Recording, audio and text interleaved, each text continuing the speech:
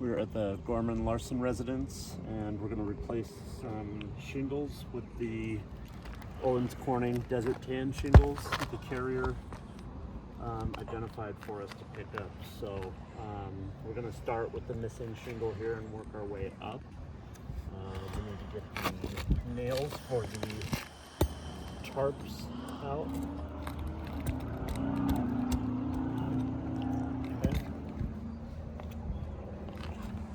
Damage there, let's seal it. So next we need to get the fasteners, these guys out, so that we can get our new shingle in, and then see if any fasteners were left from when the shingles blew in. We need to see if the nails stayed in place. So first,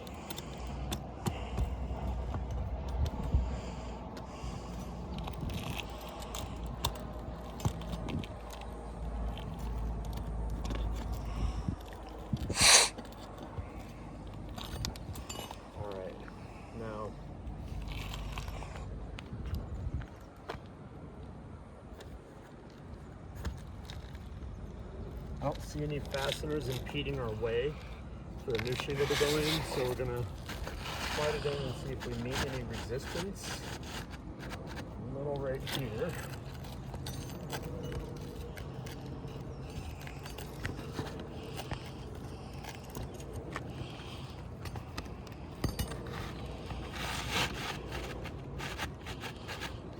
Looks like we're running into more resistance right there, where this shingle is nailed in.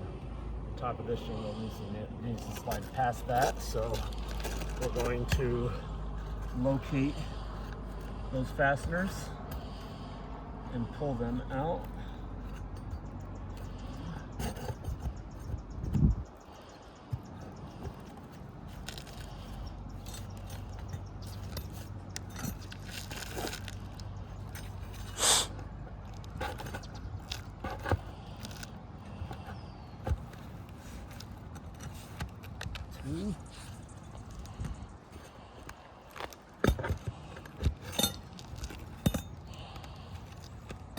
Okay, let's see if that works.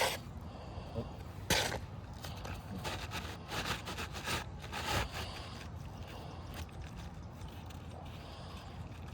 All right.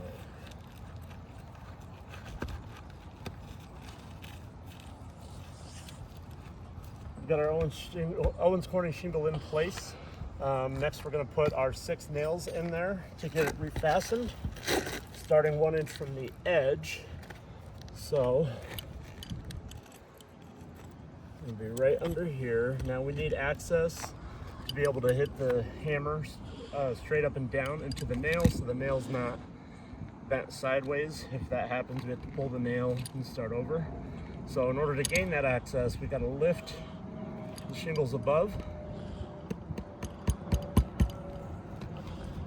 high enough where we're not hitting them with the hammer, and we can get the hammer straight up and down.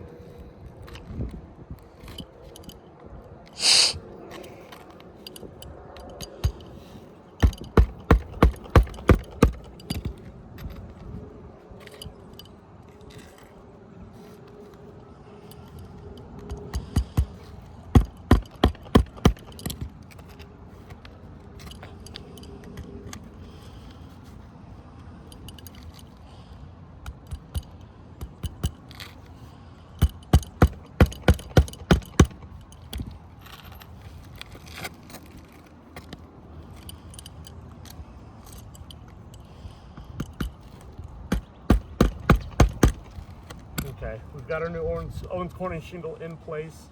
One thing I did notice when we were trying to get access was the dragon's teeth buckled away from the sealant, so it delaminated. And if you want to come in and look a little bit closer, when that delaminated, it ripped the material apart. So this piece ripped away the shingle from this piece. So that's going to be an indicator of what we're going to see going up the slope as we replace the next shingle and the next shingle. And there's 2 staggered above every shingle. So in getting that access, we're going to be causing damage to the shingles above. So we're going to try to replace the next shingle and see if that happens again. If it does, we're going to tarp and re-tarp and reassess. So I'm going to get this shingle loose. The first thing I'm going to do is get all of the fasteners out in that row, and it's going to have a second row of fasteners up here where this shingle is nailed into the top of this shingle. So we need to get the sealant strips loose, which are already done. We'll do that for the shingles above it.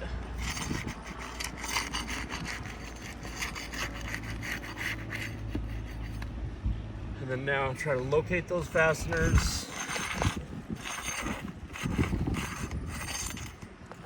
I think this one blew up pretty much from the wind, so it already had the fasteners pulled out or loose. So now we're going to try to get the ones at the top of the shingle.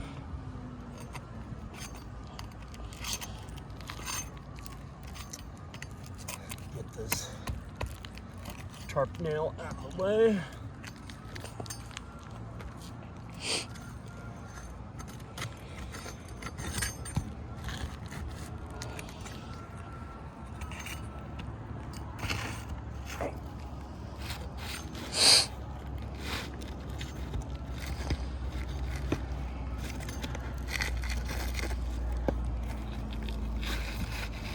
Okay. You can see the fastener holes that we had to pull from. Not all the fasteners came out with it, so again, we want to clear those out of the way so it doesn't impede our new shingle from going in.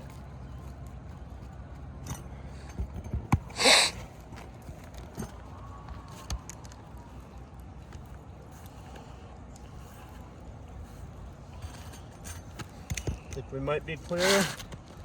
Let's try our new shingle and we will find out.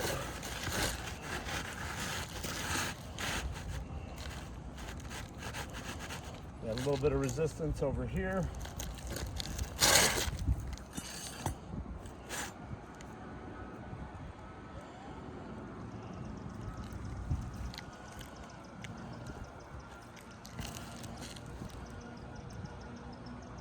Run into something a little strange. May or may not impede the repair, but I want to document it just so I understand the conditions. If you want to come over here,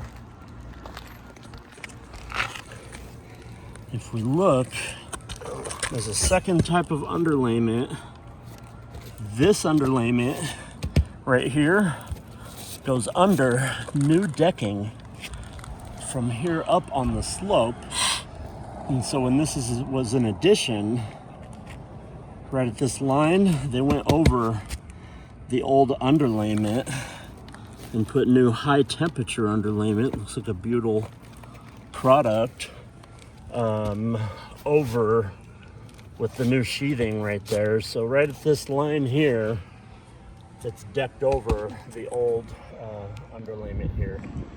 So, but we're going to proceed with the repair, although I think there's some separate challenges there. Okay. So that was the resistance that we were running into, as it was hitting that new ice and water barrier and that plywood. So we have to get it over that in order for our shingle to fit in. Get some more of these tarp nails out.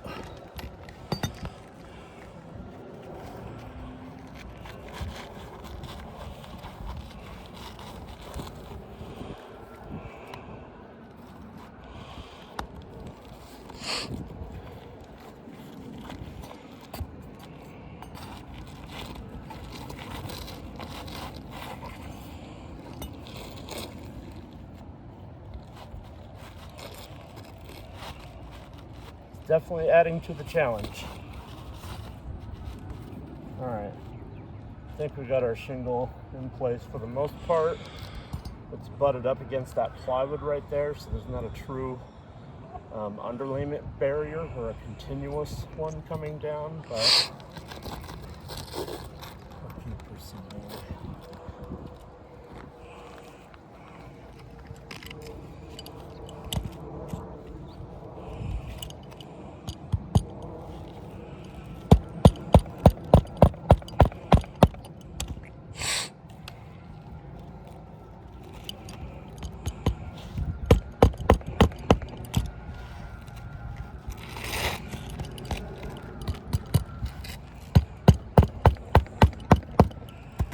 pause right there. Again, you can see the dragon's teeth coming delaminated and ripping part of the material away as it happens, and that's just making sure that my hammer can get straight up and down. I'm not bending it back further than it has to, bending it back just enough to get that nail in the nail strike zone.